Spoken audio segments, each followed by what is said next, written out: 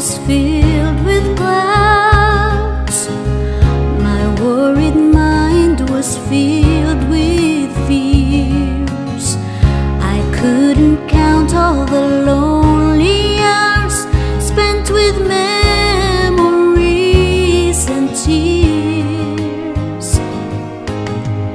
I never thought I would see the day when peace could throw all those sorrow away. But then you came and you showed me the way. You have made all those times disappear. You changed my life in a moment, and I'll never be the same again. You changed my life in a moment, and your way caused me to understand. With a touch of your grace, in a moment of time, all my sorrow is gone.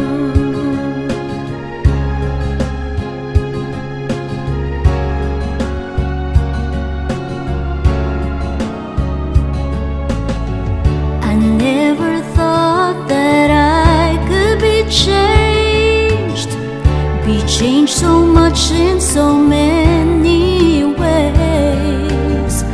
I'm still surprised when I look in my own past to see I could live in your name. You changed my life in a moment, and I'll never be the same again. You changed my life in a moment, and your way caused me to understand. With a touch of your grace, in a moment of time, all my sorrow is gone. You changed my life. You changed my life in a moment, and your way caused me to understand. With a touch of your grace, in a moment of time, Jesus, just by your grace, in a moment of time, all my sorrow is gone.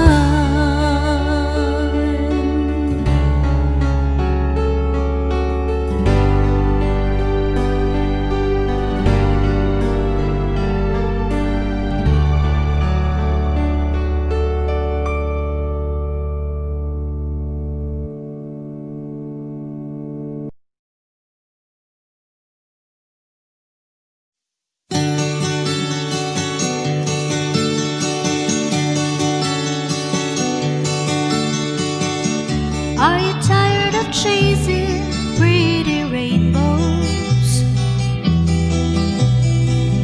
Are you tired of spinning round and round? Wrap up all the shattered dreams of your life, and at the feet of Jesus lay them down. Give them all, give them all, give them all, give them all to Jesus. Shattered dreams, wounded hearts, broken toys. Give them all, give them all, give them all, give them all to Jesus, and He will turn your sorrow into joy.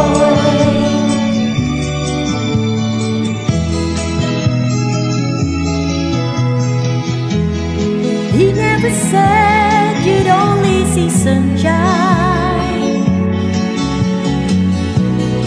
He never said there'd be no rain. He only promises a heart full of singing, that the very thing that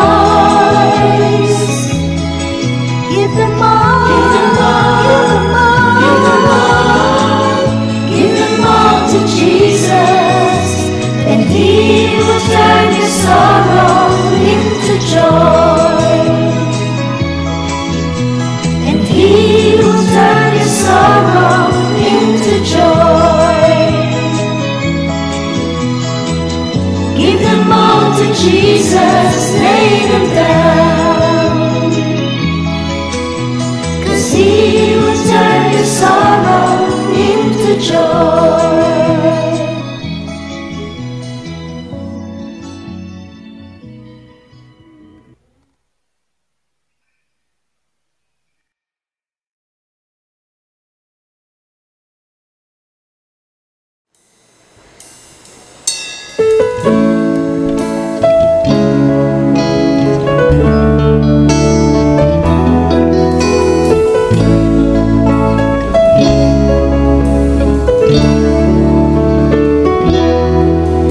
Have I told you lately that I love you? Have I told you there's no one else above you? You fill my heart with gladness, take away all my sadness, ease my troubles, that's what you do. See the morning sun and all its glory, greets the day with hope and comfort too. You fill my life with laughter, and somehow you make it better. Ease my troubles, that's what you do.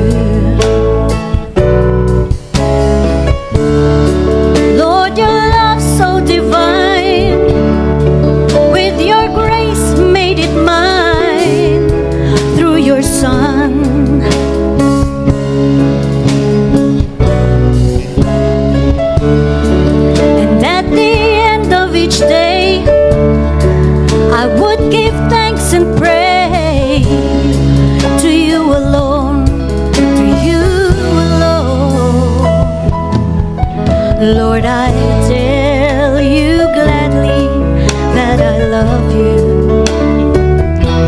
Jesus, I tell you there's no one else above you.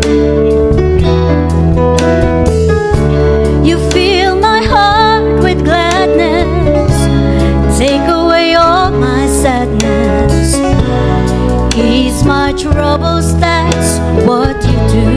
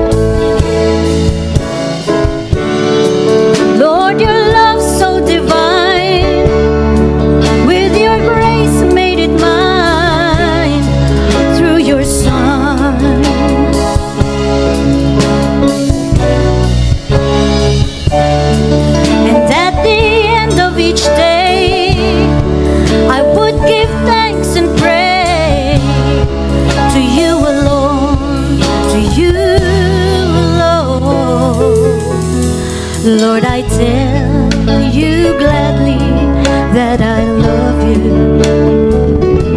Jesus, I tell you there's no one else above you. You fill my heart with gladness, you take away all my sadness, ease my troubles, that's what you do. You fill my heart with gladness, take away all my sadness, ease my troubles, that's what you do. Thank you, Lord.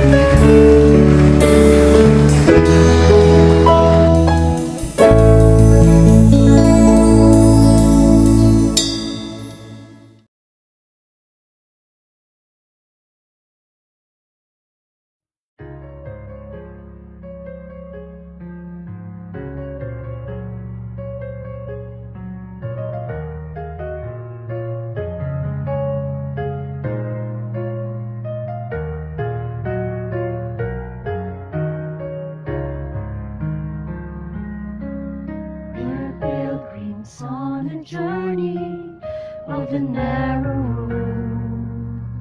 And those who've gone before us light the way, cheering on the faithful, encouraging the weary.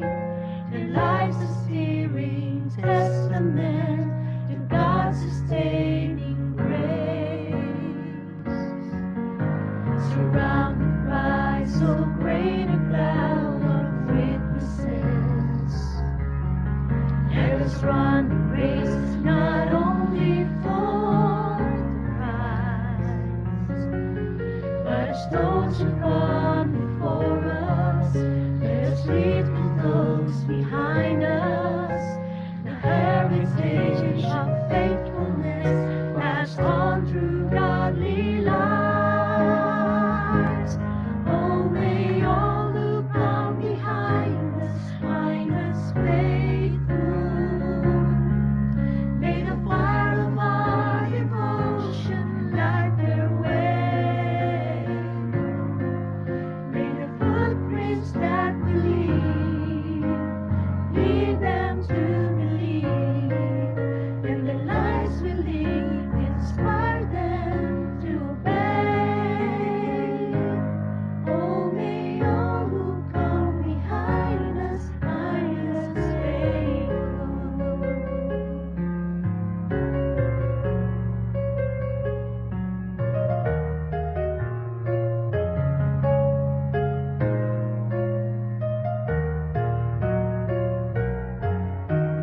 After all our hopes and dreams have come and gone, let our children live through all we've left behind.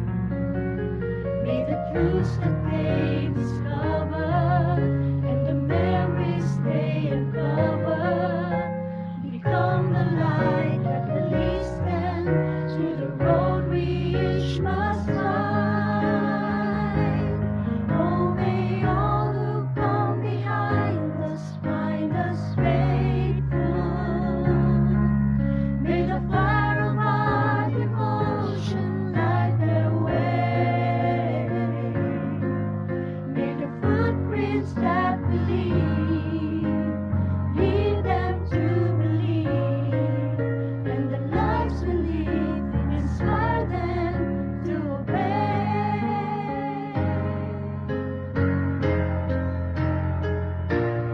Oh, may all who come behind us find us faithful. May the fire of our devotion light their way.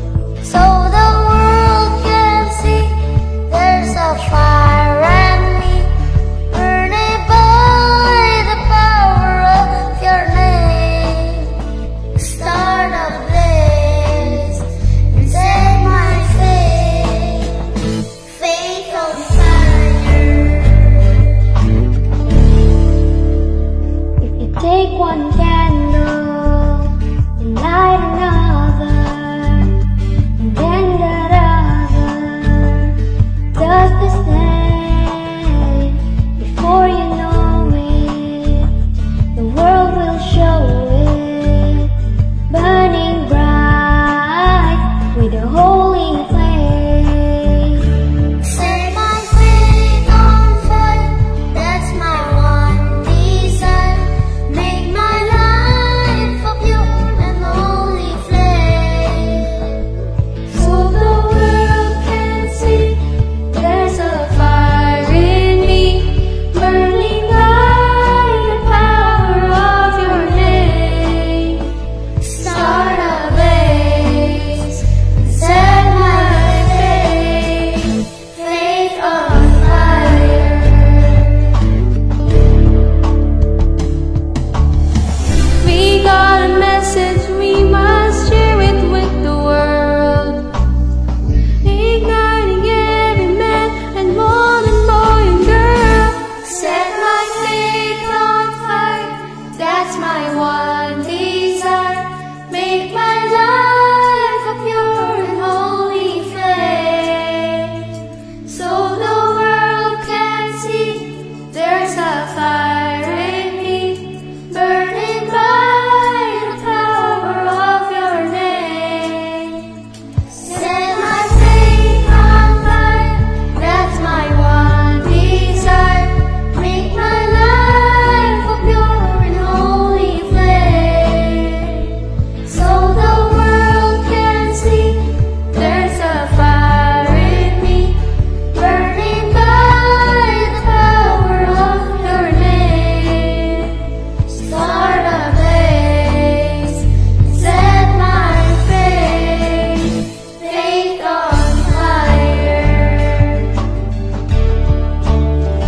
Faith on fire.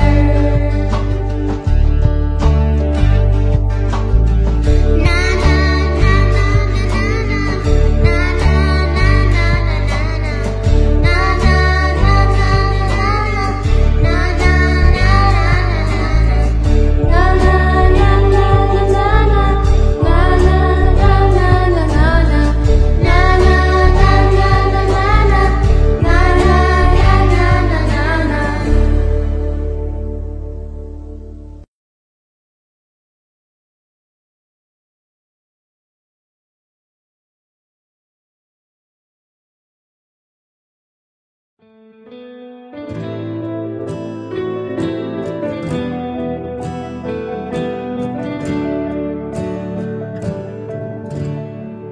In Christ alone, my hope is found. He is my light, my strength, my song.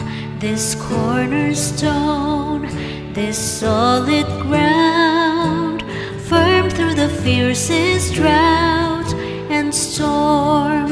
What heights of love, what depths of peace, when fears are stilled, when striving cease. My comforter, my all in all, here in the love of Christ I stand.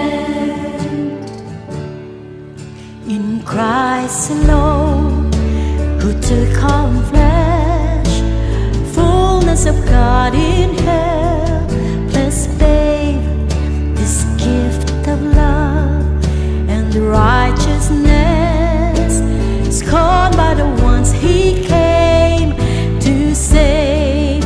Still on that cross, as Jesus died, the wrath of God was satisfied. For every sin on Him was laid.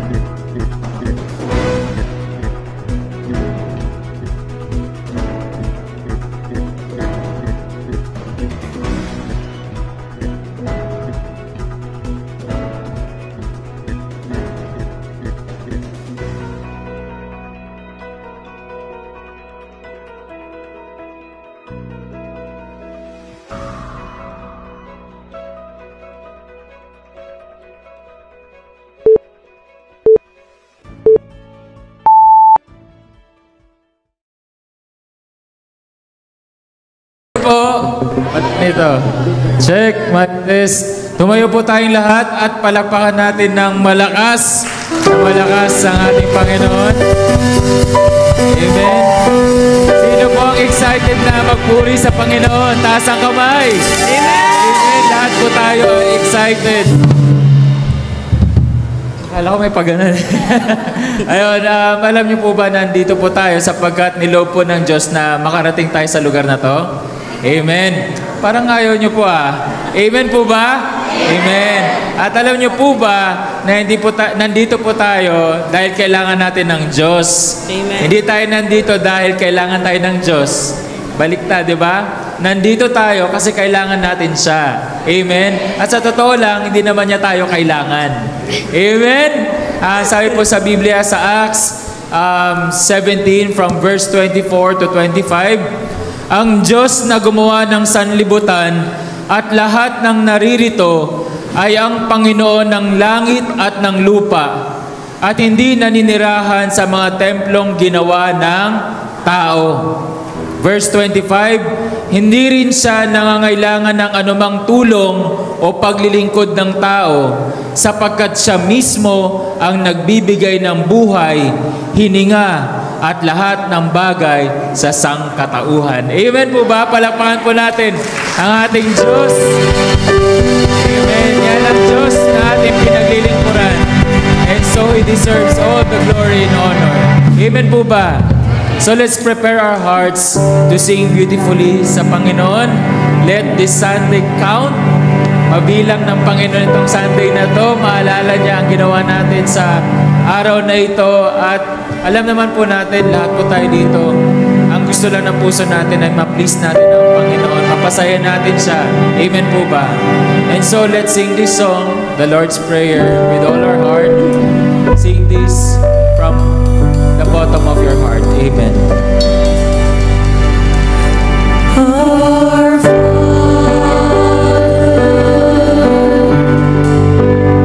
which art in heaven,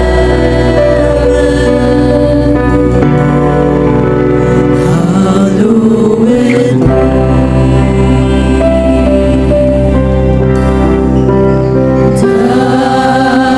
name.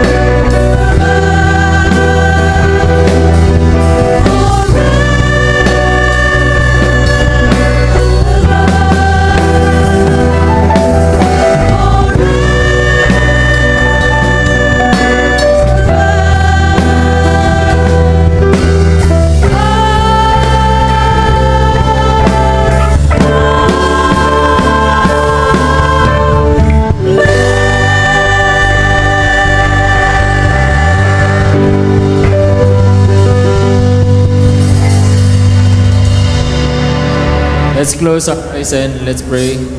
Heavenly Father, we recognize your presence in this place and we recognize your presence in our lives. Thank you so much for all the blessings, even the blessings that we failed to recognize na nanggaling po sa inyo. And this morning, we thank you because bangabat hindi mo kami kailangan, minahal mo pa rin kami, dinala kami sa lugar na ito upang bigyan kami ng pagkakataon na magpuri at magpasalamat sa iyo. Maraming salamat po sa lahat ng opportunities na ibinigay mo po sa amin. And even this very moment, we are very grateful sa pagkakataon na makalapit po kami sa inyo at maawitan namin kayo ng mga gandang awitin sapagkat ang nais lang namin, Panginoon, sa araw na ito ay mapasaya ka namin, malaman mo kung gaano ka namin kamahal at malaman mo na sobrang nagpapasalamat kami sa lahat ng kabutihan at katapatan mo sa aming buhay. Sa umagang ito, dalangin namin ang worship team.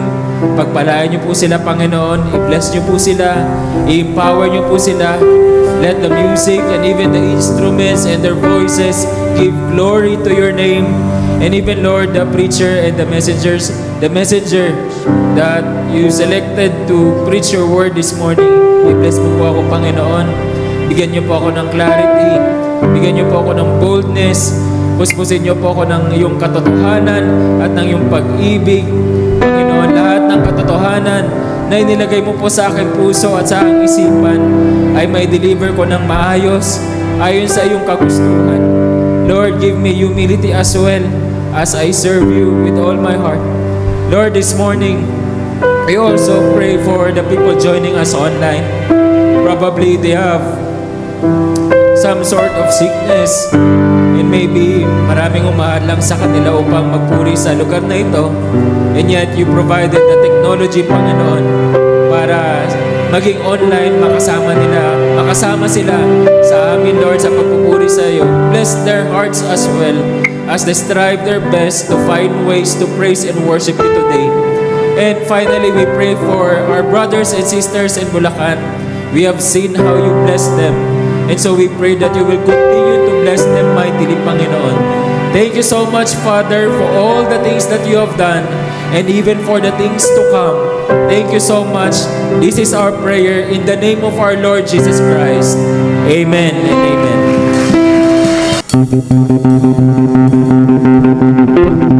Praise you, Lord. All glory belongs to you, Jesus. I raise a hallelujah in the presence of my enemies. I raise a hallelujah louder than the unbelief. I raise a hallelujah. My weapon is a melody.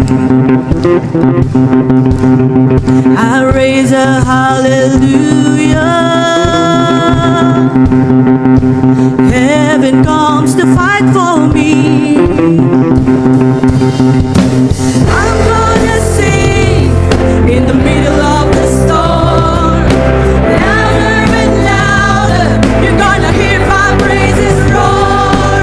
Up from the ashes, hope will arise. Death is defeated, the King is alive. Oh, the King is alive. I raise a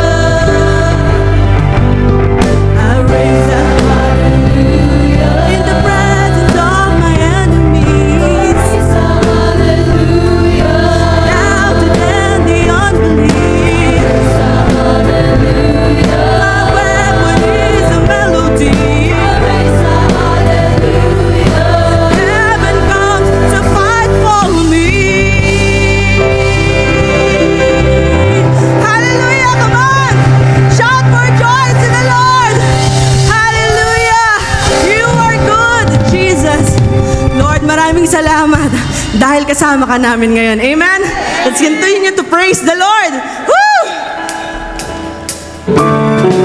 Come on. Let's clap our hands to the Lord.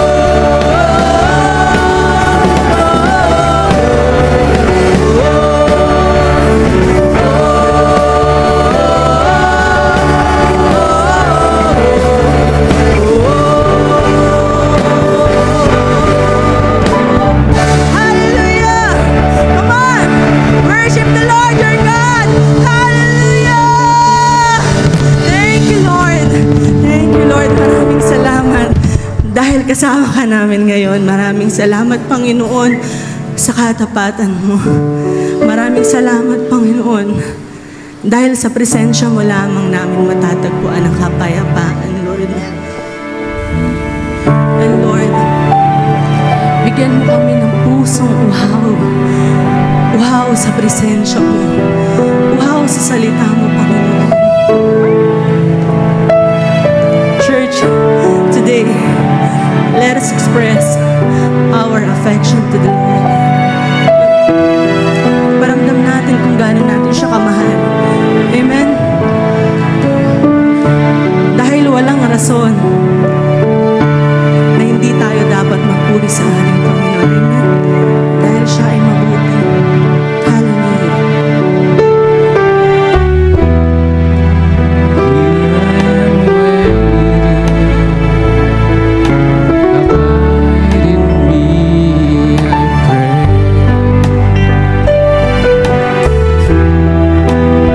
Here I am longing for you.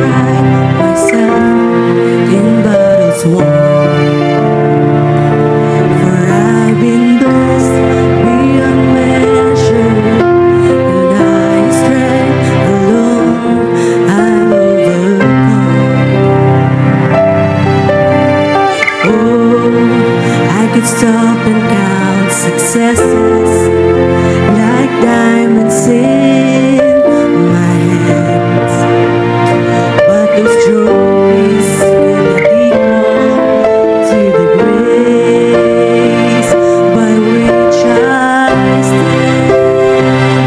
In Christ alone, I place my trust and find my glory in the power of the cross. In every victory, let it be said of me, my source of strength, my source of hope is Christ alone.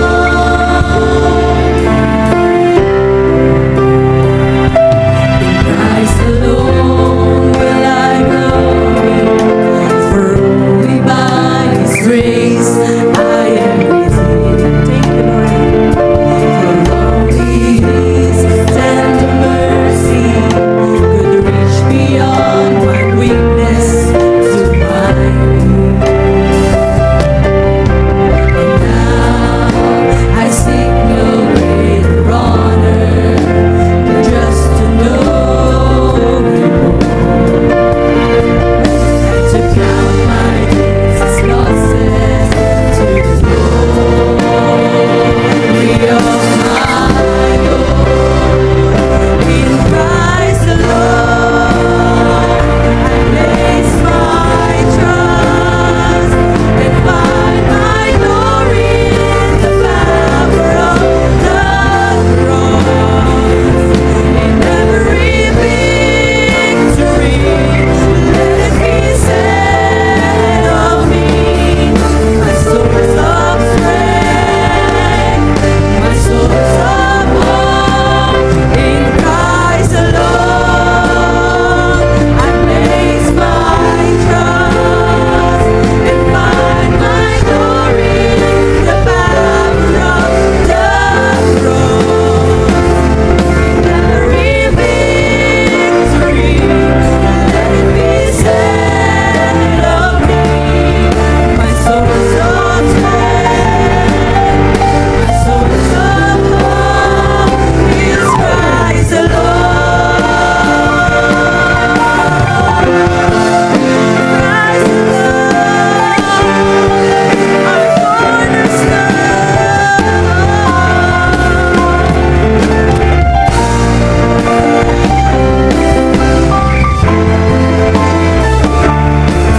my source of strength. In Christ alone,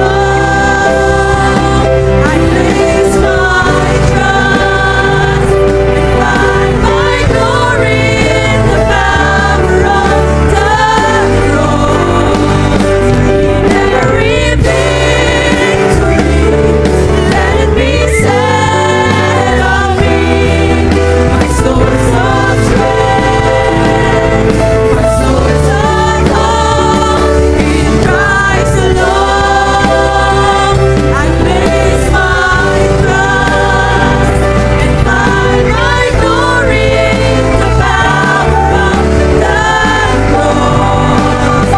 In every victory, let it be said of me, my source of strength, my source of hope, my source of strength, my source of hope in Christ alone. In Christ alone.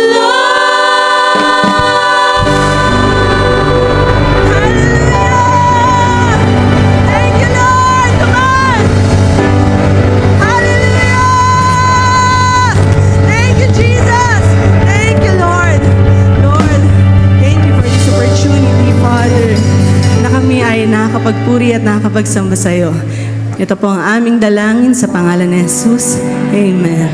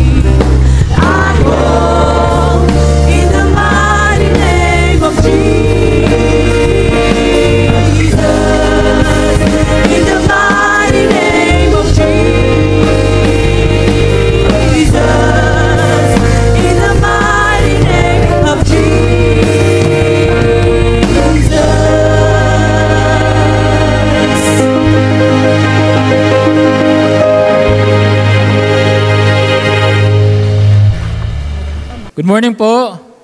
Dahil tayo po ay lahat ay pinagpala sa umagang ito, lahat po tayo ay pumalakpak ng malakas na malakas para sa ating Panginoon. Amen? Lahat ng pinagpala ng Diyos ay sumigaw ng Praise the Lord! Ayan, amen. Talagang nandyan po pala kayo. Ayan. So magandang umaga po sa inyong lahat.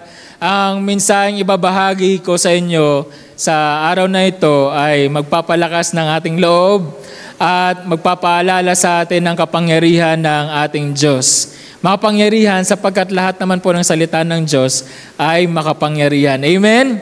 At ito po ay magpapatibay po sa ating mga puso. Mga kapatid, mga kaibigan, minsan, feeling po natin, di ba, na tayo nakakulong. Tapos minsan, hawak-hawak tayo ng nakaraan, may mga sugat, at mabibigat na kalagayan sa ating buhay. Sino po minsan nakakaranas ng ganong pakiramdam? Yan. Pero gusto kong sabihin sa inyo sa umagang ito na may kapangyarihan mula sa langit kapag tayo'y nananalangin sa pangalan ng ating Panginoong Jesus. Amen? Ulitin natin yan. May kapangyarihan mula sa langit kapag tayo'y nananalangin sa pangalan ng ating Panginoong Hesukristo. Amen? Palakpakan po natin ang ating Diyos. Ang title po natin sa umagang ito, ito po, ilalabas na po yan ni Franz. 55 years of sin. Sa Tagalog po, ang ano niyan is 55 taong kasalanan, and then one prayer of surrender, o sa Tagalog, isang panalangin ng pagsuko. At ito po ay ang kwento, ang mga lessons na matututunan po natin sa umagang ito ay mula sa salita ng Diyos sa 2 Chronicles chapter 33 from verse 1 to 16. Mahaba po yung binasa ni Brother Jet. Alam ko po na medyo nagtiyaga po kayo, pero napakaganda po kasi ng kwento na yon sa 2 Chronicles. Maski ako po ay sobrang na-appreciate ko yung kwento na yon. So, sa kanta kanina, yung sa special number, there was a lyrics na ang sabi, "In the mighty name of Jesus, I pray, every weapon formed against me," ang sabi, "must break." So, nandun yan, Franz, sa slides. At sa Tagalog po, ang sabi po dyan, "Sa pangalan ni Jesus, ako'y nananalangin, lahat ng armas na laban sa akin ay mawawasak." Amen? Sa Tagalog, basahin natin, "Sa pangalan ni Jesus, ako'y nananalangin, lahat ng armas na laban sa akin ay mamawasak." Amen? Hindi lang ito basta-bastang lyrics, ito po ay katotohanan sa Espiritu. Amen? Kapag binabanggit mo ang pangalan ni Jesus, bumababa ang kapangyarihan ng langit, wala nang kapangyarihan ng kadena, kailangan nang umalis ang takot. Amen? Lahat ng takot na nararamdaman mo ay mawawala. Even yung mga bagay na hindi mo nakikita na gumagapo sa iyong buhay at pumipigil sa iyo na umunlad para mas makilala mo pa ang ating Panginoong Hesukristo, lahat ng kadenang yon ay mawawala when you declare it in the name of our Lord Jesus Christ. Amen. Ngayon, isipin po natin na si Haring Manases sa 2 Chronicles, siya'y namuno sa loob ng 55. Ang hirap po talaga magtagalog, no? 55 taon sa matinding kadiliman. Inakay niya ang buong palasyo ng Israel, pati ang mga mamamayan ng Israel laban sa Diyos. Pero sa pinakamadilim na sandali ng kanyang buhay, nanalangin siya. Nakita niyo po ba yung kwento doon? Kasi sa umpisa po, talagang hindi ko po alam kung anong naramdaman nyo. Pero nung binabasa ko siya, grabe naman pala to si Manases. Alam nyo, inisa-isa ng Panginoon, lahat ng ginawa niyang kabalustugan, lahat ng kamalian niya. Imagine nyo po, inisa-isa, in-spend mula verse 1 to 16 yung binasa ni Brother Jet. From verse 1 to 9, puro lahat, in-enumerate, inilista lahat ng ginawang kasamaan ni Manases. Grabe po yung ginawa niya. At nakita natin ang shift ng kwento.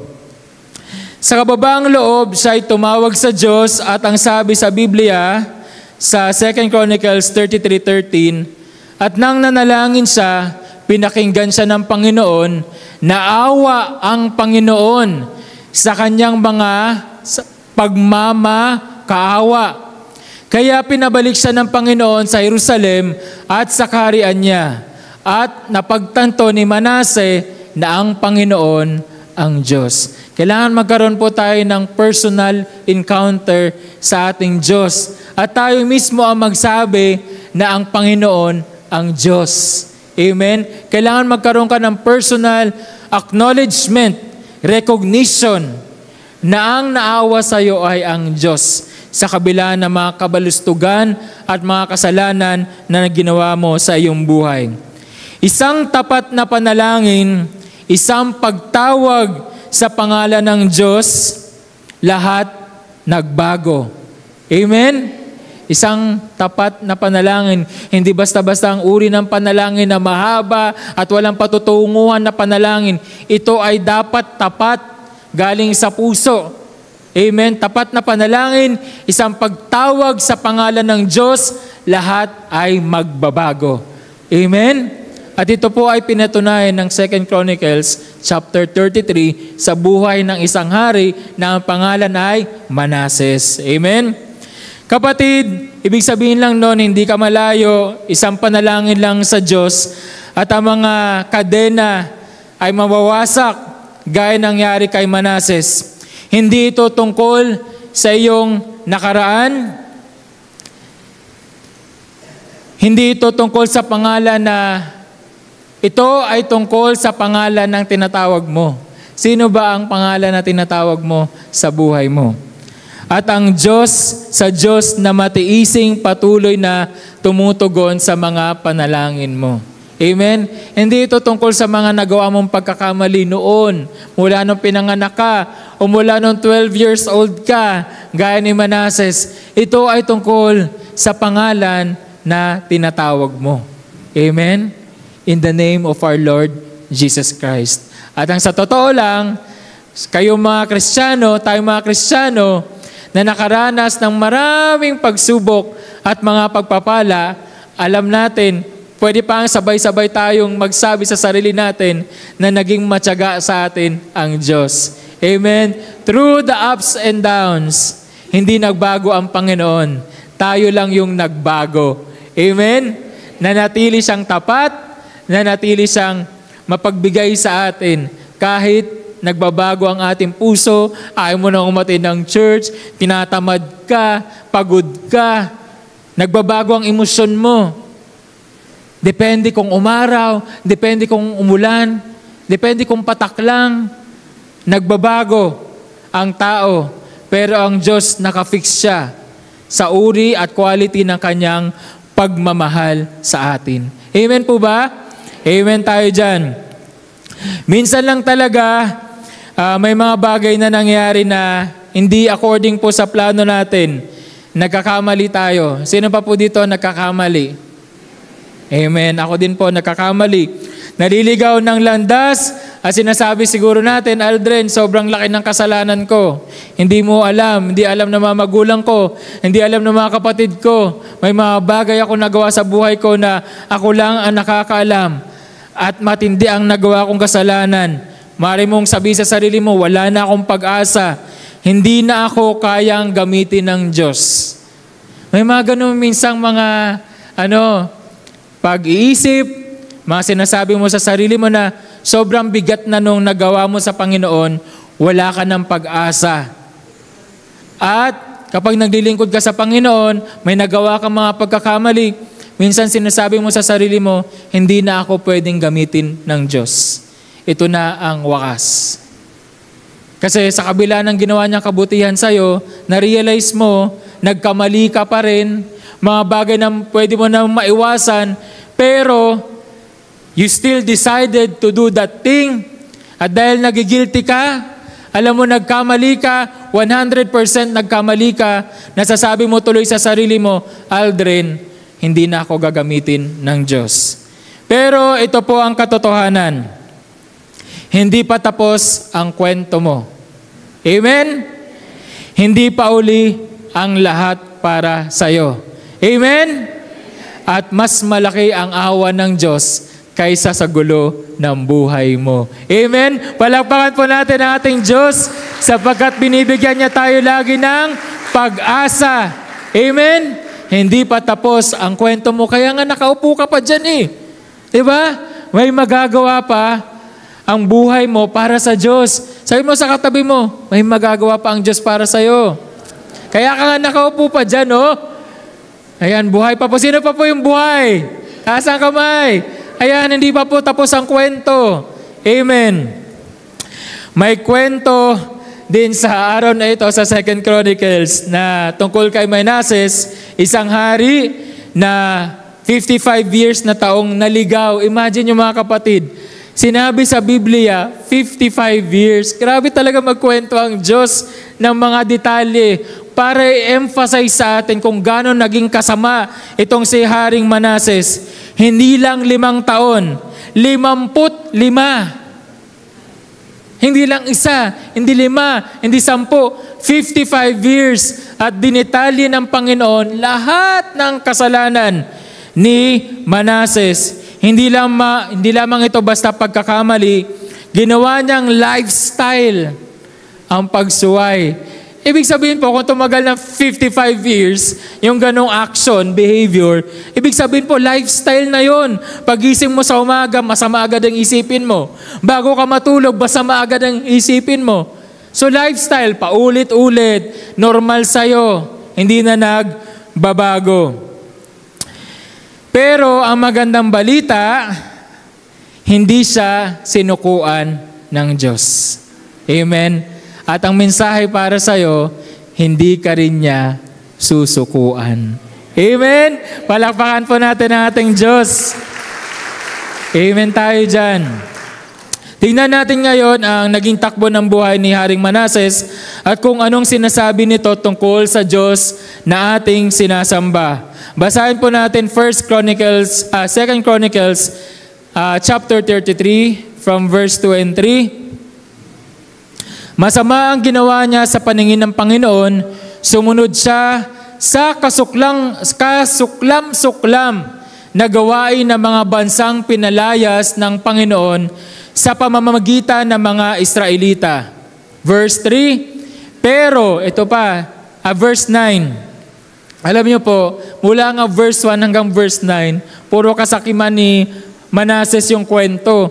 Pati dun sa verse 9, sabi, pero hinikayat ni Manase ang mga mamamayan ng Juda at Jerusalem sa paggawa ng masama at ang ginawa nila ay mas malala pa sa ginawa ng mga bansang ipinalipol ng Panginoon sa harap ng mga Israelita. Gumagamit po ang Diyos ng pagkukumpara para ilarawan sa atin kung gaano naging kasama ang Haring Manases na ito. Ganun po, nakakatuwa po kasi ang Diyos po, napaka artistic, napakagaling na storyteller. Amen?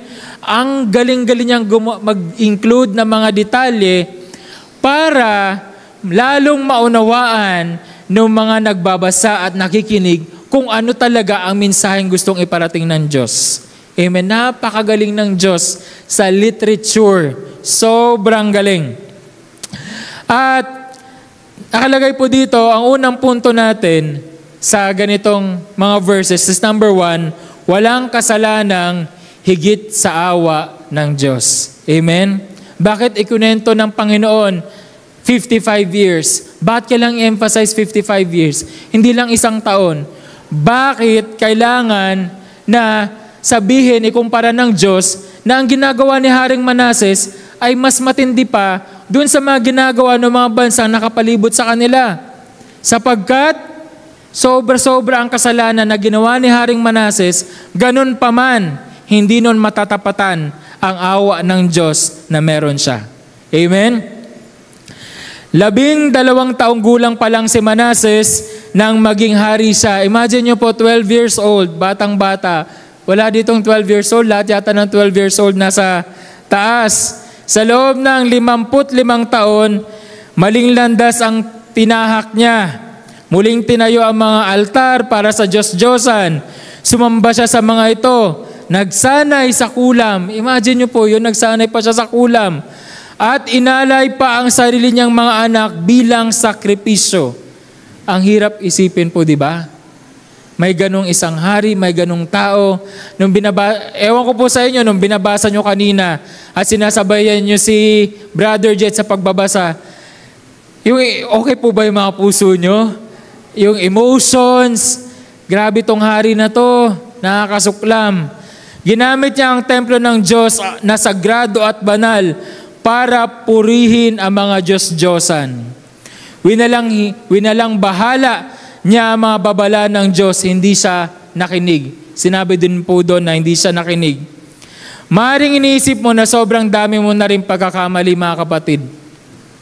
Baka sinasabi mo, sayang ang mga taon, sayang ang mga bagay na ginawa mo at lahat yun ay kinahiya mo. Pero tandaan mo, kung hindi sinukuan ng Diyos si Manases, hindi ka rin niya susukuan. Nakasulat po sa Romans chapter 5 verse 20. Ang sabi po dyan, ibinigay ng Diyos ang kautusan para ipakita sa mga tao na marami ang kanilang pagsuway at nadadagdagan pa nga dahil sa kautusan. Pero kung nadadagdagan ang pagsuway, higit na nadadagdagan ang biyaya ng Diyos. Ang pinakaminsahe po ng verse na yan ay hindi po dapat na tayo'y nagkakasala para dumami ang biyaya ng Diyos. Kasi minsan yung mga tao, binabasa na okay lang pala magkasala kasi nadadagdagan pala ang biyaya ng Diyos. Mali. Ang sinasabi lang ni Pablo, gaano man kalaki ang kasalanan mo, mas higit pa ang biyaya ng Diyos. Kaya walang imposible na maligtas ka. Amen? Kahit feeling mo, wala ng pag-asa, tuloy-tuloy ka na sa impyerno dahil sa lahat ng ginawa mong masama. At yung mga marami mong ginawang masama, walang ibang taong nakakaalam kundi ikaw. Kaya alam mo, guilty na guilty ka. Hindi ka makakatakas sapagkat hahabulin ka ng isip mo. Amen? Kahit itago mo pa sa iba, kahit hindi mo pa sabihin sa mga magulang mo, sa mga kapatid mo, ikaw mismo ang nakakaalam lahat ng ginawa mong kasamaan. Amen? At alam mo, sa tindi ng kasalanan mo, wala kang chance o opportunity na makapunta sa langit. Yan ang iniisip ng isip mo. At yan ang sinasabi ng kaaway ni Satanas. Pero ang sinasabi ng Diyos, gaano man kalaki ang kasalanan mo, higit ang awa at pag-ibig ko sa iyo. Amen? Amen po ba? Amen. Lahat po tayo na nakaranas that very moment na tinanggap natin ang ating Panginoong Hesukristo. That moment po, kung naalala nyo po yung sandaling yon, naintindihan natin na tayo po ay makasalanan. Amen? At na-realize natin na wala pong ibang solusyon. Deserve po natin ang mapunta sa impyerno. Subalit, ibinigay ng Diyos, Ama, ang kanyang anak, ang ating Panginoong Hesukristo, upang mamatay sa krus para, pagbayaran ang mga kasalanang ginawa natin. Amen? And through the blood of our Lord Jesus Christ on the cross, nalinis po tayo. And so sa paningin ng Diyos Ama, tayo'y malinis na at ang nakikita niya sa atin ay ang ating Panginoong Hesukristo. Kaya masaya na siya. Amen. Dati, tayo'y nakikita niya, yung mukha ni Aldrin yung nakikita niya, gigil na gigil siya sa akin. Amen. Ayaw niya akong makita. Yung feeling ko, ang gwapo-gwapo ko, pero sa paningin ng Diyos, ang pangit-pangit ko. Amen. At ayaw niyang akong makita. Subalit, nung naintindihan ko na kailangan ko ang ating Panginoong Hesukristo sa aking buhay, at hiniling ko na tumira na siya sa aking puso at siya na mamuhay sa buhay ko, nagbago ang itsura ko sa paningin ng Diyos Ama. Amen? Nung nakikita niya ako, masaya na siya. Amen? Sino po sa inyo dito ang ibinigay niya ang kanyang buhay sa ating Panginoong Jesucristo. Taas ang kamay. Amen. Pag nakikita po kayo ng Diyos ngayon, masaya na siya.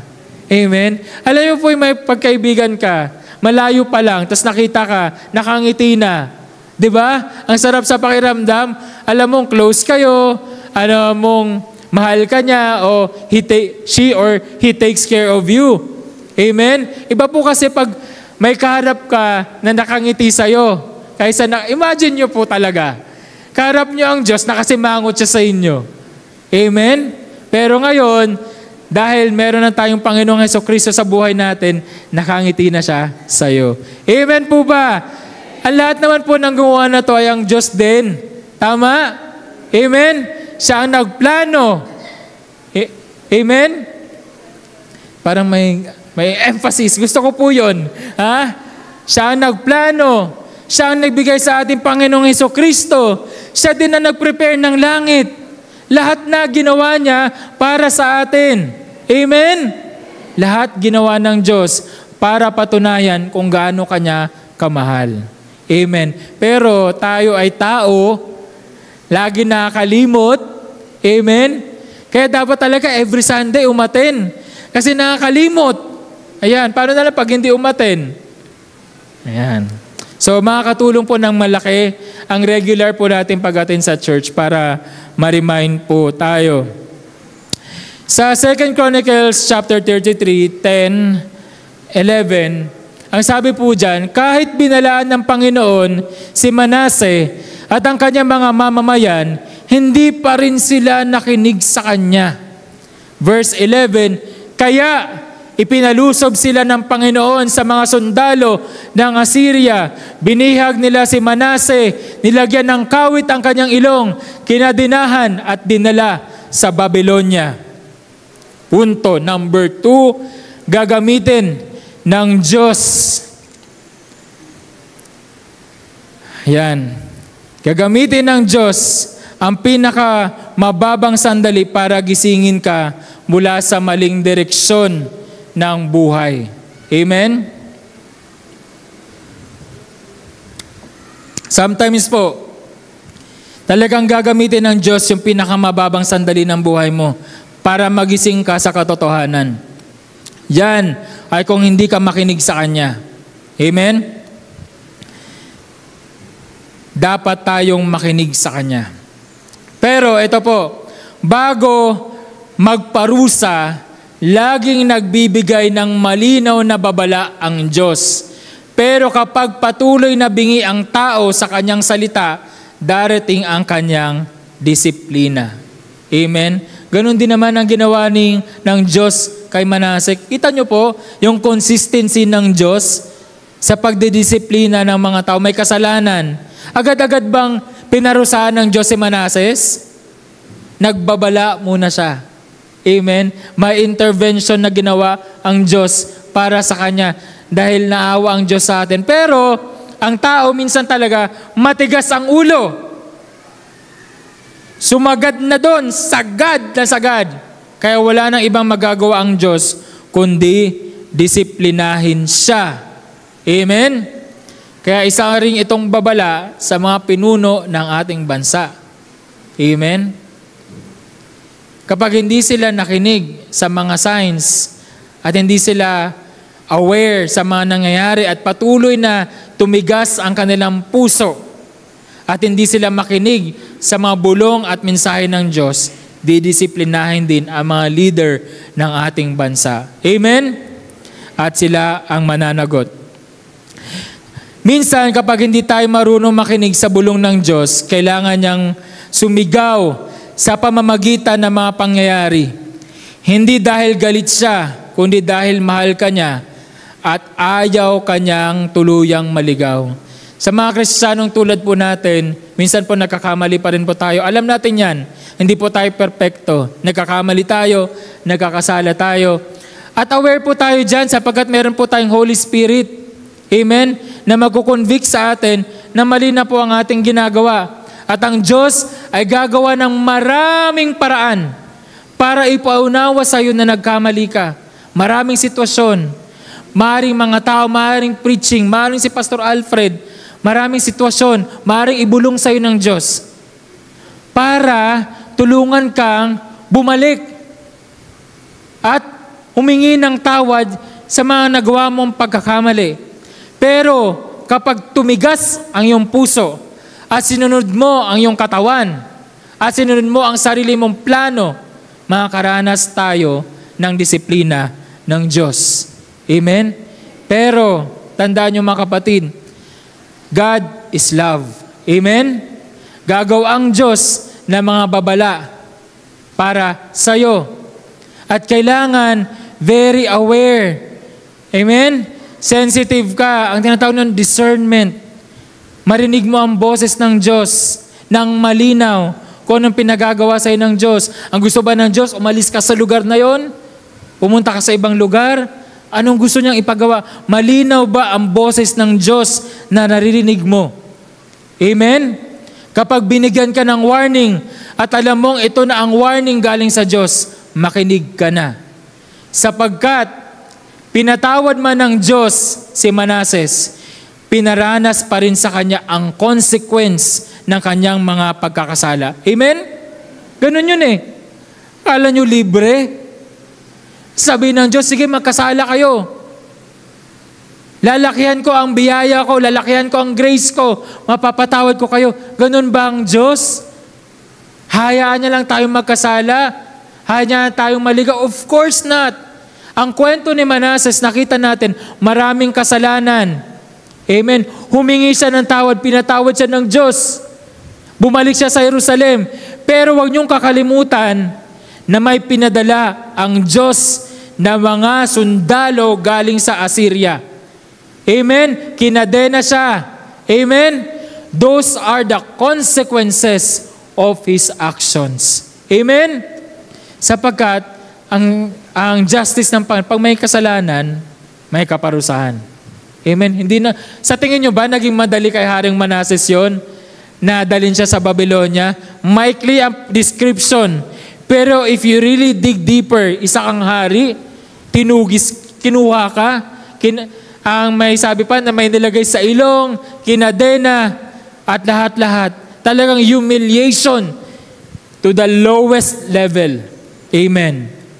And yet, ang mensahe dito, kapag binigyan ka ng babala ng Panginoon, sapagkat mahal ka ng Panginoon, sumunod ka na.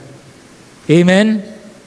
At sa mga pinuno ng ating bansa, kapag patuloy talaga silang tumigas ang kanilang ulo at kanilang puso at patuloy nilang pahirapan ang bansang Pilipinas, sila rin ay makakaranas ng consequence ng kanilang actions. Amen. Sa verse 12, sa kanyang paghihirap, nagpakumbaba siya at nagmakaawa sa Panginoon na kanyang Diyos, sa Diyos din ng kanyang mga ninuno. Kahit pakaramdam mo ay parang nasa hukay ka na o bilanggo ng nakaraan, naririnig ka ng Diyos kapag tumawag ka. Amen? Kahit feeling mo, ang dami mo ng kasalanan, wala ka ng pag-asa.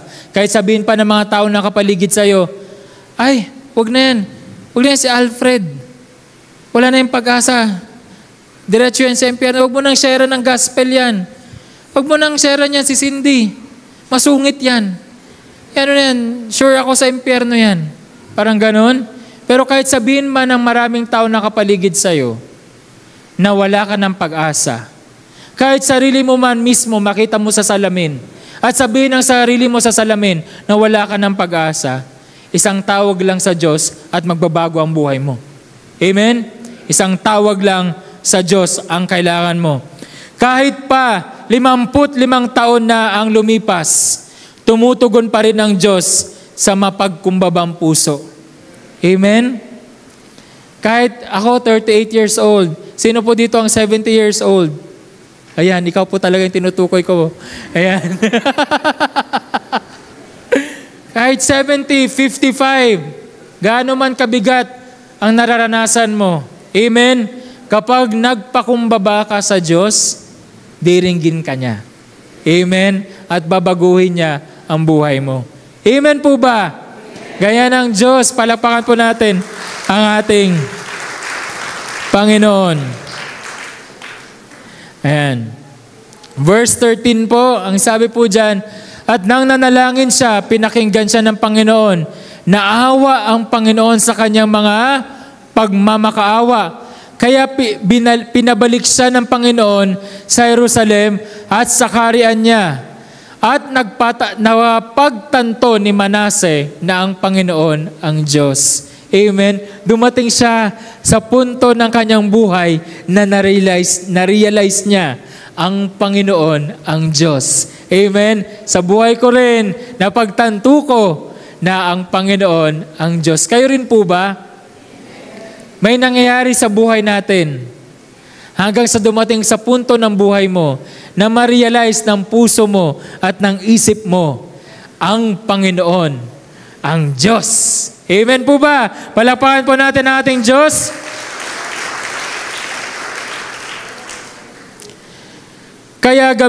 Kayang gamitin ng Diyos ang pinakamadaling mong panahon para simulan ang pinakamagandang yugto ng buhay mo. Amen? Amen. Kahit feeling nyo po, nasa pinakamadilim na kayo na sitwasyon ng buhay mo, sobrang dilim, kayang gawan ng Panginoon ng paraan yan. In fact, maaaring yun pa ang simula ng pinakamagandang yugto ng buhay mo. Amen? Pwedeng yun ang simula, kapatid. Depende kung tumawag ka sa Diyos.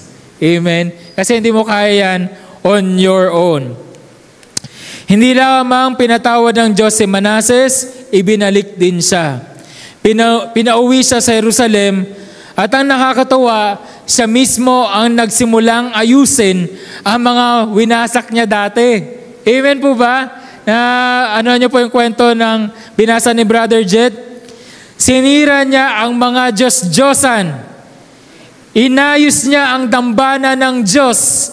Pinangunahan niya ang bayan sa muling pagsamba. Amen? Ganon ang transformation na ginawa ng Diyos sa kanya. Amen? Ganyan ang kapangyarihan ng biyaya ng Diyos. Hindi lang niya nilinis ang nakaraan mo, inihanda niya rin ang mas mabuting kinabukasan mo. Amen? Palakpakan po natin ang Diyos. Amen? Hindi lang niya nilinis ang nakaraan mo, kapatid. Kasi minsan feeling po natin ang dumi-dumi po natin. Tama po ba? At yung pakiramdam po kasi na yun, nagpapabigat sa atin. Imbis na marami tayong magawa sa buhay natin, sapagkat pinapaalala ng kalaban yung mga nagawa nating kasalanan, hindi natin magawa yung mga mabubuting bagay. Amen? Subalit sa pag-ibig at kabutihan ng Diyos, inihanda niya na rin ang mas mabuting kinabukasan mo. Amen? Sabihin mo sa katabi mo, may maganda kang kinabukasan. Amen? Dahil sa ating Panginoong Hesukristo. Amen? Huwag nating kalimutan na ang source ng biyaya ay ang Diyos. Huwag po tayong masyadong mag-focus sa biyaya. Ang tignan po natin, pag may nakita tayong biyaya, syempre tuwang-tuwa. Sino bang hindi tuwang-tuwa dito? Pag may blessings. Syempre masaya ka. Namnamin mo yung saya mo na yon. Pero huwag mong kalimutan, ang source ng biyaya na natanggap mo, yun ay ang Diyos. Amen? Palakpakan ulit natin ang ating Panginoon. Mula sa pagsamba sa Diyos-Diyosan, naging tagapanguna ng tunay ng pagsamba. Mula sa pagrebelde, naging simula ng muling pagkabuhay ng pananampalataya. Amen? Ang galing po ng transformation. Low, very low. Amen? Puro kasalanan.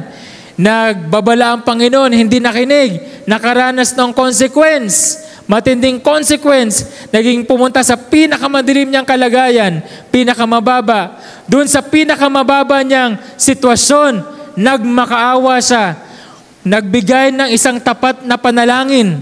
Nakinig ang Diyos. Naawa ang Diyos. Binago ang buhay niya. Yun ang kwento ni Manases. At yun din ang kwento mo. Amen? Yun din exactly ang kwento natin. Amen? Dumating tayo sa isang buhay na magulo, walang pag-asa. Minsan nga iniisip ko pa dati, sana naman may taong lumapit sa akin na, Aldrin, ako nang bahala sa mga gasusin mo sa school. At ayun, naisip ko ng bata ko, pastor, baka meron dyan, mayaman, lalapit sa akin para ayusin yung mga problema ko sa buhay, especially sa pera. Amen? Hindi mo kailangan ng ibang tao. Ang kailangan mo, ang Diyos. Amen. Source of every good and perfect things. Amen. You don't have to be dependent to other people. Amen. Hindi mo dapat ikadena ang sarili mo sa ibang tao na sila ang may kakayahang baguhin ang buhay mo. Hindi. Ang may kakayahan ay ang Diyos. Amen. Siya ang magbabago ng buhay mo, hindi ibang tao sa paligid mo. Sila man din ay nangangailangan ng pagbabago sa buhay nila. Amen. Paano babaguhin ng isang kulang ang isa pang kulang? Amen. Ang magkukompleto lang sa'yo ay yung kompleto na. Amen. Kung kulang kayo parehas, hindi nyo makukompleto ang isa't isa. Ang magkukompleto sa'yo ay ang Diyos na sa simulang-simula pa lang, kompleto na. Amen. Walang pagkukulang. Hindi niya tayo kailangan. Kompleto na siya. So, kailangan mo siyang invite sa buhay mo dahil siya lang ang kompleto. Amen?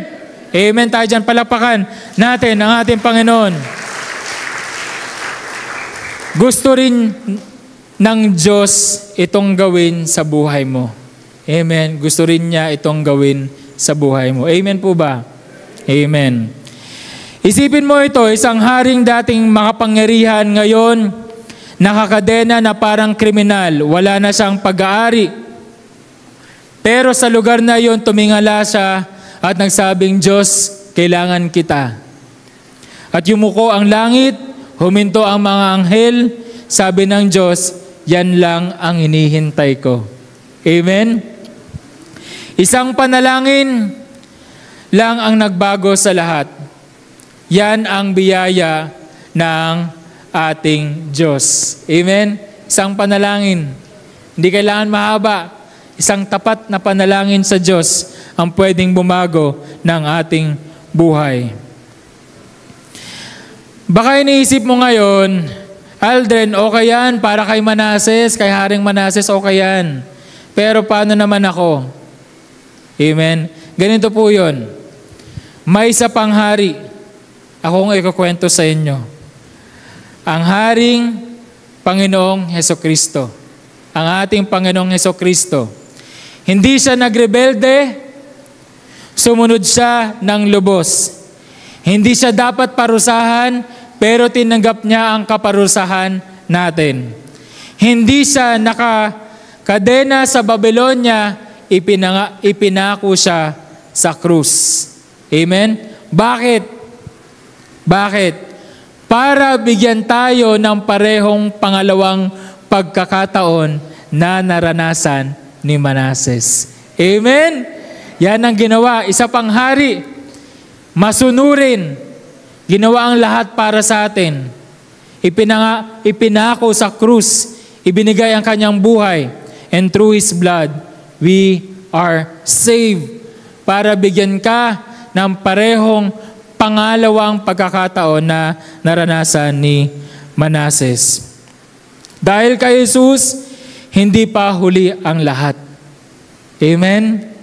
Dahil kay Jesus, ang kwento mo ay matatapos sa kaligtasan, hindi sa pagkatalo. Amen? Tayo po, we're doomed na puro talo ang buhay natin. Pero dahil sa ating Panginoong Hesukristo, ang kwento natin ay matatapos sa kaligtasan. Amen and amen. Hindi ko alam kung anong kadena ang bumabalot sa iyo. Hindi ko rin alam kung gaano ka nakatagal tumatakbo sa Diyos. Hindi ko alam. Hindi ako Diyos.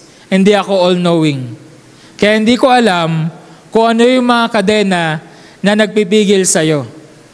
Hindi ko rin alam kung gaano ka nakatagal tumatakbo sa Diyos, sa lahat ng pinapagawa ng Diyos para sa iyo, pero tinatakbuhan mo pa rin. Hindi ko rin alam kung anong ginagawa mo ngayon na hindi nagbibigay ng kaluguran sa Diyos. Again, hindi ko alam sapagkat hindi ako Diyos. Hindi ako all-knowing. Pero ito ang alam ko. Hindi pa tapos sa iyo ang Diyos. Hindi pa tapos ang Diyos sa iyo. Hinahabol ka ng biyaya ng Diyos. Ang awa ng Diyos ang may huling salita. Amen. Hindi ang mga bagay na nagpipigil sa iyo. Ang awa ng Diyos sa iyo, kapatid, anuman ang sitwasyon mo ngayon, na ikaw mismo ang nakakaalam, tandaan mo to, ang awa ng Diyos ang may huling salita sa buhay mo. Amen. At hindi ang kaaway na gusto kang mawala sa Diyos.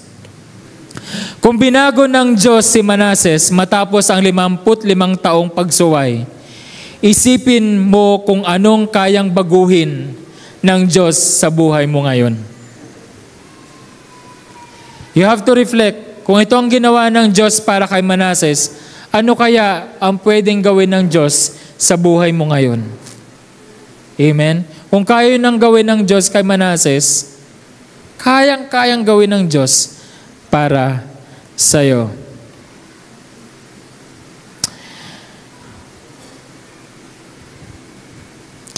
Baka ito na po yung araw ng pagbabago mo. Amen? Baka ito na hinihintay mong mensahe sa mahabang panahon. Baka ikaw si Manases ngayon, matagal nang lumilihis, pero may kumikilos sa puso mo. Yan ang Diyos na tinatawag kang umuwi.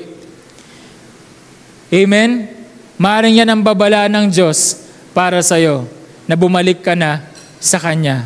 At maaaring ito ang imbitasyon ng Diyos sa iyo para isuko mo na ang buhay mo sa Kanya. Maaaring nagmamatigas pa ang puso mo, marami kang doubts, maraming mga bagay na gumugulo sa buhay mo. Alam mo, hindi mo pa sinusuko ang buhay mo sa ating Panginoong Hesukristo. Marami kang pagdududa. At dahil narinig mo ang salita ng Diyos sa araw na ito, maaaring ito na ang pagkakataon na binibigay sa iyo ng Diyos para tanggapin mo siya. Amen? So maaari po bang tumayo ang lahat? Let's close our eyes. And if ikaw, kapatid, sa tingin mo ito ang pagkakataon na ibinibigay sa iyo ng Diyos ngayon upang tanggapin siya bilang Panginoon at sariling tagapagligtas, I would suggest that you follow yung prayer na ipapanalangin ko. At gaya nga ng kwento ni Manases, isang tapat na panalangin. Ikaw ang manalangin, kausapin mo ang Diyos. Let's close our eyes and let's pray. Ama naming nasa langit, ikaw kapatid, kung ikaw gusto mo siyang tanggapin, you can follow this prayer.